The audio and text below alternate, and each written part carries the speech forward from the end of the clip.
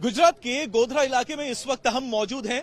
सुबह सवेरे आखिर वोटिंग को लेकर लोगों में यहां कितना उत्साह है। सबसे पहले तो हम एक पोलिंग बूथ के आगे जो लंबी भीड़ है वो आपको दिखाएं, जो इसी तरफ इशारा करती है कि वोटिंग को लेकर यहां पर लोगों में अच्छा खासा रुझान है। अब क्योंकि ये एरिया काफी सेंसिटिव भी माना जाता है, तो आप खुद देख सकते हैं कि किस तरीके से यहां पर पुलिस का भी यहां पर भारी जमावड़ा है।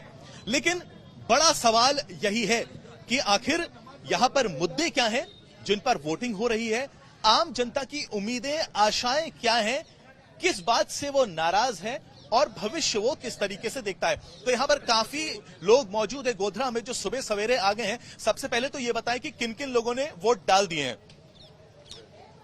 तमाम लोगों ने, यहाँ कई लोग हैं जिसमें यंगस्टर्स भी शामिल हैं। आप देखिए, आपने भी वोट डाल दिया है। काफी यंगस्टर्स है जैसा कि मैंने बताया जिन्होंने वोट डाल दिए हैं। आप लोगों से मेरा पहला सवाल है कि बहुत ही दिलचस्प कॉन्स्टिट्यूएंसी है।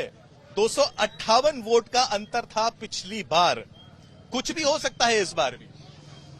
हाँ, पिछली बार के हिसाब में अगर देखा जाए तो कुछ भी नहीं, यहाँ तो जो होने वाला है वही होगा।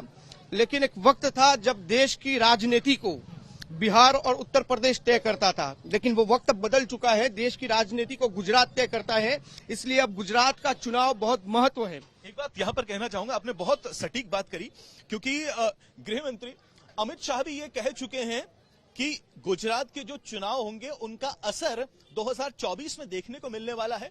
गुजरात की जनता से अमित शाह ने अनुरोध किया कि नरेंद्र मोदी को एक बार फिर से प्रधानमंत्री बनाना है। अब जबकि आप ये बात कहते हैं कि गुजरात तय करेगा भविष्य को, तो जाहिर सी बात है भारतीय जनता पार्टी को भी नतीजों के बाद ये सोचना समझना पड़ेगा कि क्या नई रीथिंकिंग करनी है, क्या रीब्रांडिंग करनी है, या फिर उसने जो राह पकड़ी है वो बिल्कुल सटीक है और प्राइम मिनिस्टर नरेंद्र मोदी का कोई तोड़ नहीं है और नरेंद्र मोदी की मैजिक एक बार फिर से काम कर रही है। लेकिन सवाल मेरा यही है, आखिर गोधरा में वो मुद्दे क्या हैं जिनको लेकर वोट कर रहे हैं?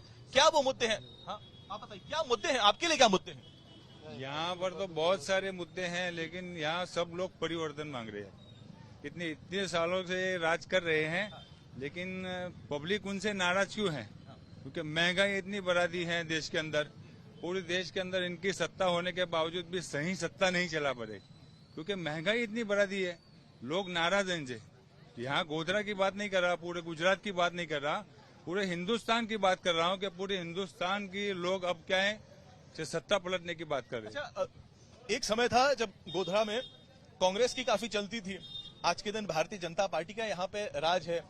जो नेता, जो प्रत्याशी भाजपा की टिकट पे 2017 में जीत के आए, 2 बार वो कांग्रेस की टिकट पे जीत के आ गए।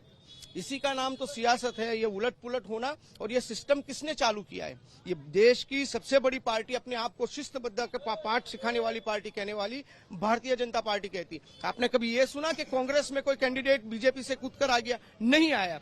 देश की गंगा जमनी जो तहजीब है, उस तहजीब को तार तार करने वाली जो पार्टी है वो भारतीय जनता पार्टी है।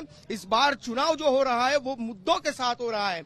जैसे 2014 में के लिए क्या मुद्दे हैं? नहीं, 2014 में जिस तरीके से देश के प्रधान सेवक नरेंद्र मोदी ने बताया था कि जब आप वोट डालने जाइए तब गैस के सिलेंडर को देखिए, अपनी गाड़ी के तेल को देखिए, घर की बिजली को देखिए, तो हर वोटर उन सारी चीजों को देखकर अपने घर से निकला है। मैं खुद भी गैस के बोतल को देखकर निकला हूं, अपने बच्चे के उस दफ्तर को देखकर निकला हूं जिसे वो सुबह अपने कंधे पर रखकर स्कूल की ओर अपनी कदम बढ़ाता है। इन सभी चीजों को हमने देखा है। जो महंगाई है वो तो है ही, लेकिन साथ में जो देश के अंदर जो भाईचारा खत्म करने की जो बात है, जो गंगा जमनी जो तहजीब है, उस तहजीब को तार तार करने की कोशिश है, इन पार्टियों की वजह से हो रहा है। तो हमारा वोट परिवर्तन के साथ रहेगा और परिवर्तन बहुत जरूरी है। और गुजरात इस बार परिवर्तन की ओर जा रहा है और ये परिवर्तन की लहर गुजरात से शुरू होकर 2014 में हमारे जो चलने वाले बाबा है उसकी ओर से एक बड़ी असर के तौर पर आपको परिवर्तन का नाम आम आदमी पार्टी तो नहीं है? कई लोग कहते हैं जब परिवर्तन, आम आदमी पार्टी एक गुब्बारा है। 8 तारीख को जब पीन लगेगी तो सुर करके उसकी सारी हवा निकल जाने वाली है। अच्छा, वो एक गुब्बारा है। अच्छा, आम आदमी कौन कौन मानता है कि आम आदमी पार्टी एक गुब्बारा है? क्योंकि आम आदमी पार्टी को काफी भरोसा है। आम आदमी पार्टी कहती है कि वो परिवर्तन की नई लहर लेके आएगी। आपको क्या रिचार्ज है? आम आदमी पार्टी छोटा रिचार्ज है। जो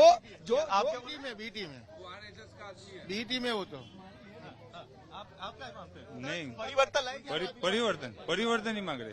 आपको लगता है क्योंकि आम आदमी पार्टी बार बार कहती है वो परिवर्तन लेके आएगी, वो कहते हैं कि उनको एक मौका दिया जाए। परिवर्तन नहीं चाहिए जो हमारी मस्जिदों को ताले लगवाए, हमें वो परिवर्तन नहीं चाहिए जो हमारे लोग जब प्रोटेस्ट कर रहे हो तो उनको आतंकी कहे, हमें वो परिवर्तन नहीं चाहिए कि जब हमारे बंदे कोरोना के अंदर लपेटे हुए और उनको कोरोना जिहाद के नाम पर जेलों में ठूस दिए जाए, हमें वो परिवर्तन नहीं चाहिए जो दिल्ली की सड़कों पर हमारे जवानों के सीनों को छल्ली कर दे और करवा दे। ऐसी पार्टियों वाला परिवर्तन हमें नहीं यंगस्टर्स चाहिए। भी मौजूद है, मैं आपसे जानना चाहता हूं एज ए यंगस्टर आपके दिमाग में क्या मुद्दे हैं? जब आप वोट डालने गए आपके दिमाग में कौन कौन से मुद्दे हैं जिनको जहन में रखकर आपने वोटिंग करी है? सर यंगस्टर का मुद्दा हमेशा ये आमतौर से चल रहा है कि रोजगारी उनको मिले, सबसे पहले अच्छी शिक्षा मिले, मुफ्त की शिक्षा मिले, और जो केजरीवाल जी बताते हैं वो शिक्षा नहीं, जैसे आमतौर पे अच्छी शिक्षा होनी चाहिए जिससे आगे जाके रोजगारी मिले, वो आमतौर पर यंगस्टर देखते हैं।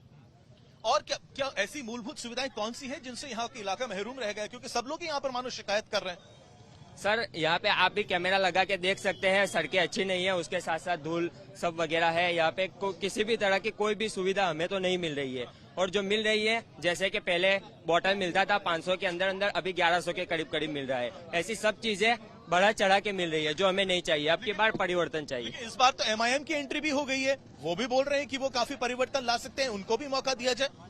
देखो, गुजरात के अंदर MIM आई तब गुजरात के अंदर मुसलमानों का वजूद आया है, बाकी मुसलमान तो गुजरात के चुनाव में कहीं था ही नहीं। सिर्फ 6 सीटों पर कांग्रेस ने उनको समेट दिया था, 6 सीटों पर समेट दिया था। MIM आने के बाद गुजरात की सियासत में मुसलमान की एंट्री भी हुई है। लेकिन सबसे बड़ी बात एक ये भी है कि MIM का कैंडिडेट जीत पाता है कि नहीं, ये एक बड़ी बात है। ये वोटर तय करेंगे।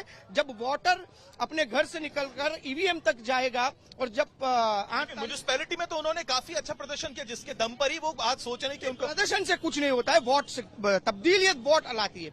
और कोई भी जो तहरीक होती है वो मुतहर्रिक कारकुन से चलती है। तो जो कारकुनात है उनके वो काम कर रहे हैं, लेकिन यहाँ असल जो बात है वो परिवर्तन की बात है। MIM की आप जहां तक बात करते हो तो मैं उसको गलत नहीं कहूंगा, इसलिए नहीं कहूंगा कि अगर वो गुजरात में एंट्री नहीं करते तो गुजरात का मुसलमान सियासत में था ही नहीं। गुजरात की कहाँ था, 6 सीटों पर समेट दिया था। तो अभी आप जो ये सब कैमरा लेकर आ रहे हो गोधरा के अंदर बाकी सीटों पर, उसकी वजह भी यही है।